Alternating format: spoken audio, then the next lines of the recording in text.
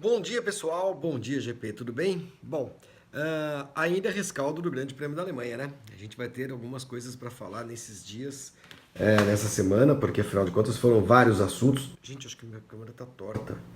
Peraí. Segura aí, vocês não vão embora, por favor. Eu tenho um toque, eu acho. Agora sim, tá paralelo à mesa. Muito bom. Ah, Dois temas eu vou discutir hoje com vocês. O primeiro, as ordens de equipe da Ferrari e da Mercedes, para o Raikkonen e para o Bottas.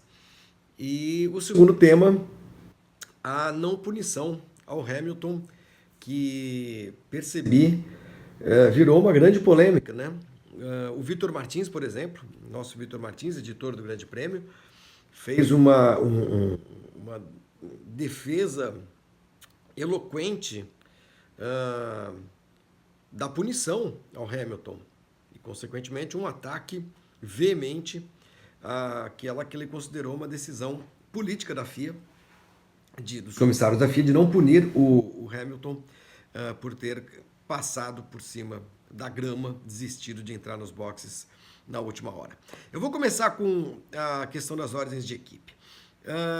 É ingenuidade achar que elas não vão acontecer nunca, ou que não deveriam acontecer, porque isso fere o espírito esportivo da categoria, das corridas e tudo mais.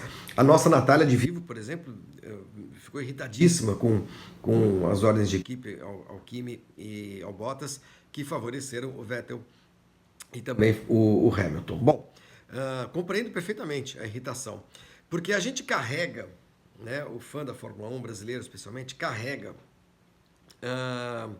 como o maior exemplo de ordem de equipe, como sinônimo de ordem de equipe, portanto, automaticamente algo nocivo, vil, aquilo que aconteceu em 2002 no Grande Prêmio da Áustria.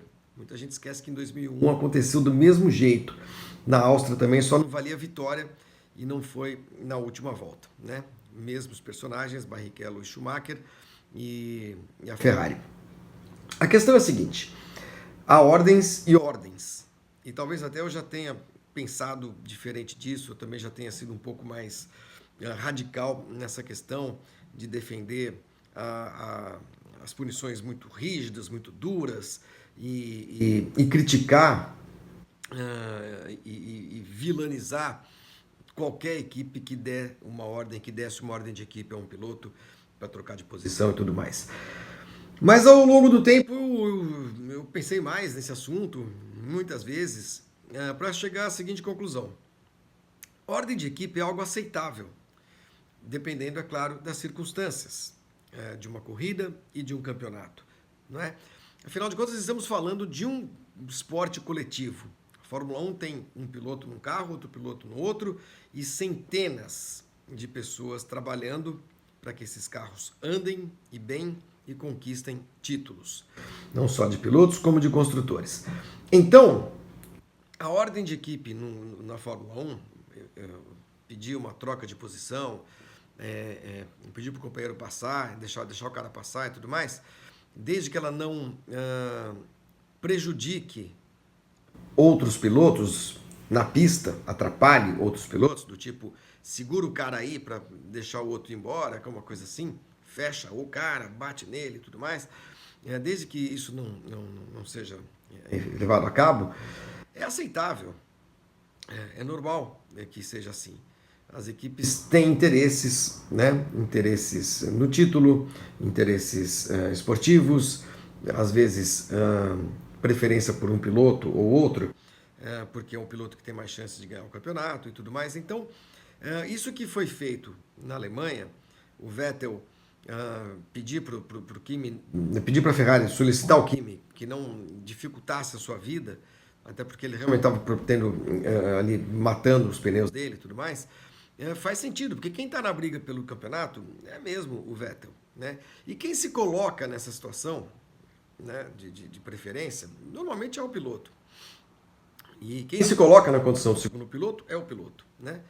Porque se o cara quer bater de frente com aquele que é teoricamente o primeiro piloto da equipe, tem de ser treino a treino, corrida a corrida, classificação a classificação, e o exemplo maior disso é o que o Rosberg fez com o próprio Hamilton em 2016.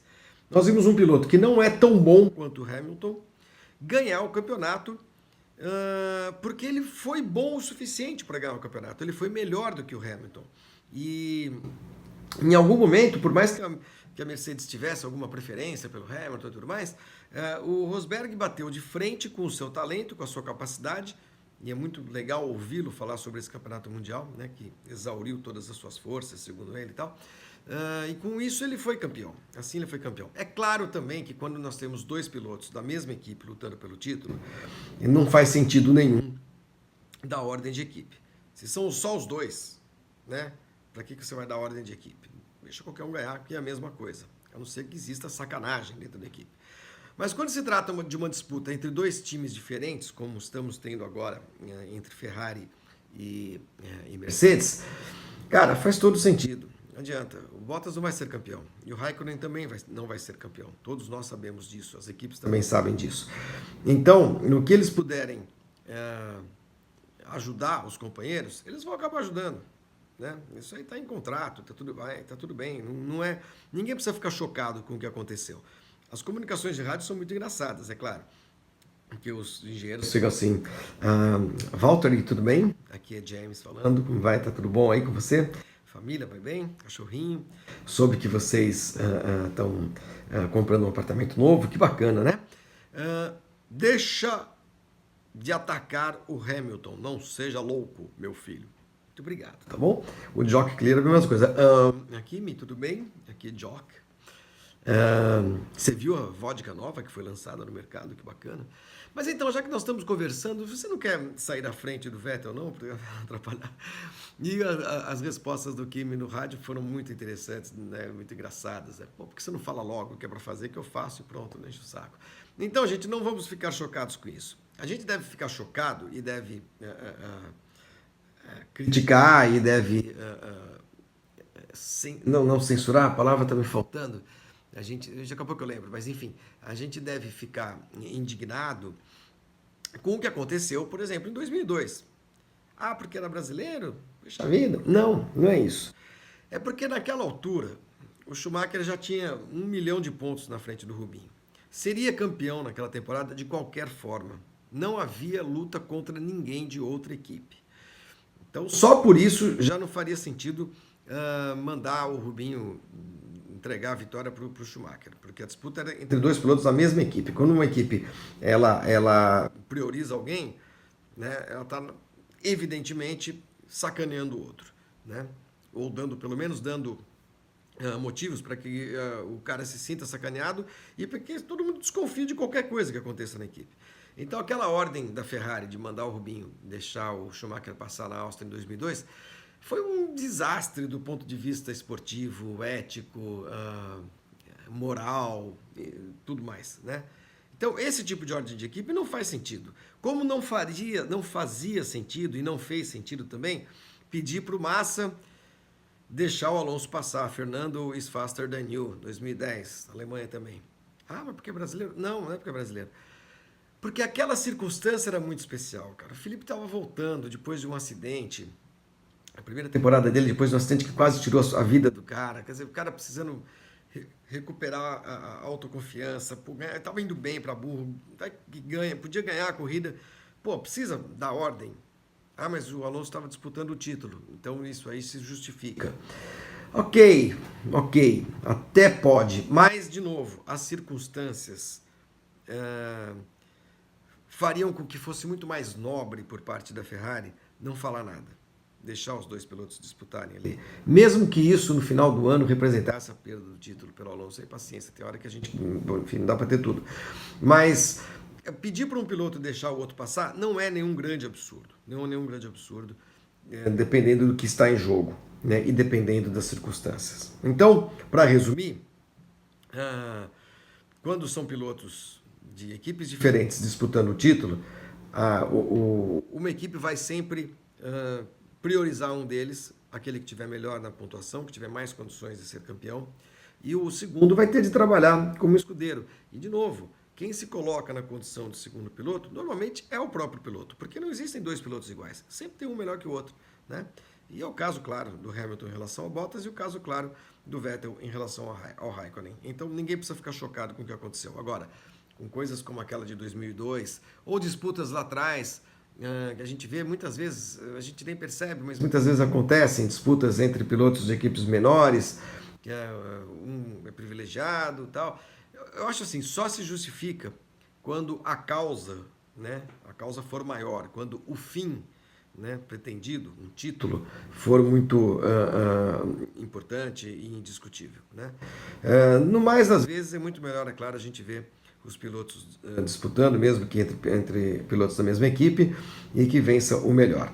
Mas nesses casos de Hockenheim, desse fim de semana que passou, ninguém precisa ficar chocado. Bom, o vídeo já está muito longo, porque eu me estendi, porque eu fui muito prolixo. Então, amanhã eu prometo que vou falar sobre a não punição a Lewis Hamilton, tá bom? Ordens de equipe, acostumem-se com isso. Vai acontecer sempre. Aliás, sempre aconteceu.